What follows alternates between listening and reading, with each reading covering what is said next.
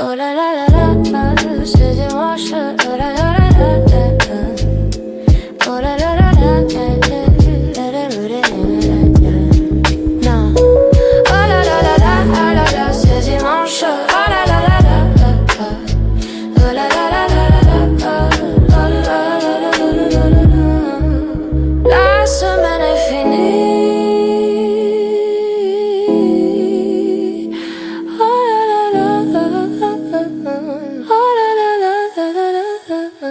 Oh la la la la, c'est dimanche. J'ai fait du piano toute ma vie, des années de pratique, de cours, de récital. C'est quelque chose qui fait partie de mon identité depuis aussi longtemps que je me souvienne et je pense que je n'aime pas ça. Parce que voilà la légende. Quand j'avais 3 ans, ma tante m'a offert un petit piano. C'était vraiment un petit jouet et paraît-il que je ne le lâchais plus. Je dormais avec. Alors on m'a inscrite au piano et cette image, une petite fille de 3 ans qui dort avec son jouet, est devenue une identité, une trajectoire, des années de cours, de pratique, de récital. Elle adore le piano, elle a toujours adoré le piano. Sauf que j'avais 3 ans.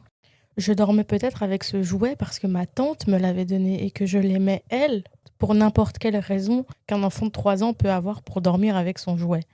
Mais la légende a dit, elle aime le piano. Et la légende est devenue moi. Et puis, ce que j'ai commencé à aimer, je crois, c'est la narration. Être quelqu'un qui fait du piano, ce que ça disait sur moi, la discipline, la sensibilité, l'histoire que ça racontait. Mais le piano lui-même, je suis pas sûre que c'était moi. Et admettre ça, c'est admettre quelque chose de plus grand. Si j'enlève cette couche, qu'est-ce qui reste ? Et surtout, cette couche, est-ce que je me la suis mise moi-même ou quelqu'un me l'a mise un jour et j'ai continué à la porter parce que ça semblait leur faire plaisir ou parce que je me suis habituée ou parce que ça faisait sens ? On nous colle des étiquettes très tôt. Elle est sensible, lui c'est le drôle de la famille, oh là là t'es vraiment doué pour ça, toi tu es raisonnable et lui c'est le sportif. Et ces étiquettes on les reçoit comme des cadeaux ou des sentences. Quelqu'un nous a vus, quelqu'un a mis un mot sur quelque chose en nous, alors on s'y installe. On les confirme, on les développe, on devient progressivement la personne que ces mots décrivent. Mais est-ce qu'on est devenu ça parce que c'était vrai ou parce qu'on nous l'a dit suffisamment tôt, suffisamment fort ou par suffisamment de gens qu'on aime ? Ah, moi je suis comme ça. Mais depuis quand ? Depuis la première fois que quelqu'un l'a dit et on a acquiescé et ça s'est installé. Et le pire, c'est qu'on finit par ne plus pouvoir démêler les deux. Ce qui était vrai au départ de ce qu'on a construit autour, ce qu'on est vraiment de ce qu'on a appris à être pour que ça plaise. Et il y a une question que je trouve très facile à poser et je trouve que c'est très difficile d'y répondre quand on se pose vraiment avec cette question. C'est est-ce que je suis devenue cette personne pour moi ou pour être aimée ? Pas aimée de façon générale, aimée par des gens précis, un parent, un groupe, quelqu'un à qui on voulait ressembler ou qui voulait qu'on ressemble à quelque chose. Je suis quelqu'un de fort. Parce que c'est ce qu'on attendait de toi ou parce que montrer ta faiblesse n'a jamais été safe ou les deux et on sait plus vraiment. Je suis quelqu'un d'indépendant. Parce que dépendre des autres te faisait trop peur ou parce qu'avoir besoin était risqué ou parce que quelqu'un est parti un jour et que t'as décidé de ne plus avoir besoin. Moi, je suis quelqu'un de posé qui ne réagit pas.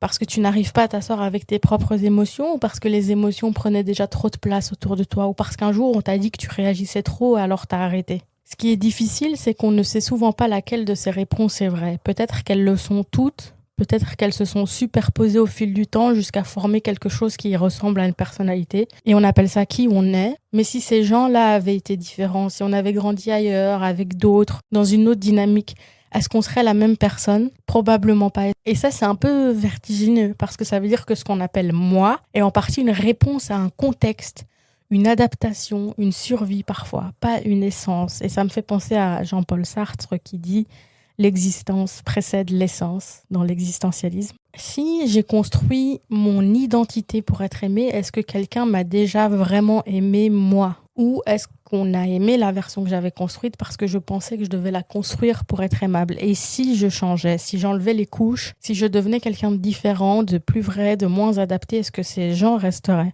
C'est d'ailleurs peut-être pour ça qu'on ne change pas. Pas parce qu'on ne sait pas comment, mais parce qu'on a peur de découvrir que l'amour qu'on a reçu était conditionnel à une version de nous qu'on a fabriquée. Et que la version la plus authentique de nous, personne ne la connaît vraiment, peut-être même pas nous. Et il y a un autre sens. Pas seulement ce qu'on adapte parce que l'environnement le veut, mais ce qu'on refuse ou ce qu'on n'arrive pas à avoir en soi parce que l'environnement ne le permet pas. L'environnement ne donne pas que des identités. il en prend aussi. Il décide de ce qui est visible et de ce qui ne l'est pas. Et démêler ce qui est vraiment soi dans ce que le contexte a autorisé, c'est peut-être le travail d'une vie entière. On garde beaucoup de choses aussi parce qu'on a commencé, pas parce qu'on aime, pas parce que c'est juste. Parce qu'arrêter voudrait dire admettre qu'on a passé des années à être quelqu'un qu'on n'est pas vraiment. Et ça, c'est difficile à avaler. Alors on continue, on réinvente les raisons, on se dit que c'est ancré maintenant, que ça fait partie de soi, qu'il est trop tard pour défaire ça. Mais je me demande combien de personnes vivent des vies entières dans des identités qui ne leur appartiennent plus ou qui ne leur ont peut-être jamais appartenu. Le métier qu'on a choisi pour l'image, le caractère qu'on a développé pour survivre, les goûts qu'on a adoptés pour s'intégrer, les valeurs qu'on affiche parce qu'elles sont attendues. Et en dessous de tout ça, il y a quoi ? Si on enlève les étiquettes des autres, si on enlève ce qu'on a construit pour être aimé, si on enlève ce qu'on refuse parce que l'environnement ne le permet pas, si on enlève ce qu'on a gardé par inertie, est-ce qu'il reste quelque chose ? Est-ce qu'il y a un moi en dessous, stable, vrai, reconnaissable, ou est-ce que l'identité c'est juste ça, des couches, rien d'autre ? Je sais pas, et je suis pas sûre que la réponse soit rassurante dans un sens ou dans l'autre. Et s'il reste quelque chose, alors qu'est-ce qui nous fera enfin suivre cette chose-là, l'accepter, la laisser exister sans immédiatement la recouvrir d'autre chose ? Et s'il ne reste rien, alors qui a vécu jusqu'ici ?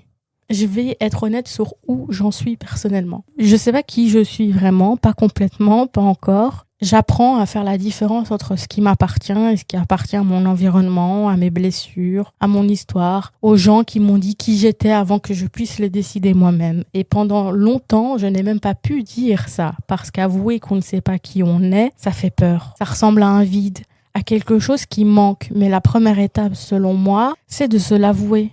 Pas de trouver la réponse, juste de le dire honnêtement. Je ne sais pas. Et c'est ok de ne pas savoir, c'est pas un échec, c'est un point de départ. Alors je suis pas là pour vous dire ce que moi j'ai fait pour commencer ce process-là. Je pense que c'est propre à chacun et ce qui fonctionne pour moi ne fonctionnera pas forcément pour vous. Et bref, j'ai pas envie de vous influencer. Mais ce que je peux vous dire, c'est que y a des choses que je peux nommer clairement. Par exemple, je sais que j'aime transmettre, ça fait partie de ce que je suis. Alors le piano, je ne l'aime peut-être pas comme je pensais l'aimer. Alors j'ai commencé à donner des cours de piano et ça c'est moi parce que j'aime transmettre des choses. Pas la légende de la petite fille qui dormait avec son jouet, pas l'identité construite autour de la discipline et de la sensibilité, quelque chose de plus simple et de plus vrai, le plaisir de transmettre à l'autre. Et ce que je veux dire par là, c'est que des fois il ne s'agit pas de tout jeter, il s'agit de transformer, de regarder ce qu'on a porté pendant des années et au lieu de se demander mais est-ce que c'est moi ça ? Plutôt se demander qu'est-ce qu'il y a dedans qui est moi ? Parfois, il y a quelque chose. Pas ce qu'on croyait, mais quelque chose.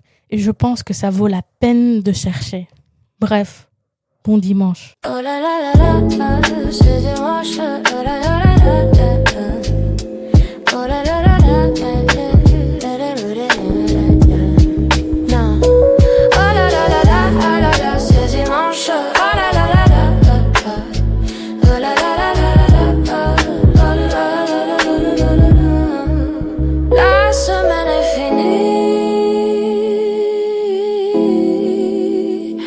Oh la la la, oh la la la la, oh la la la la, c'est dimanche.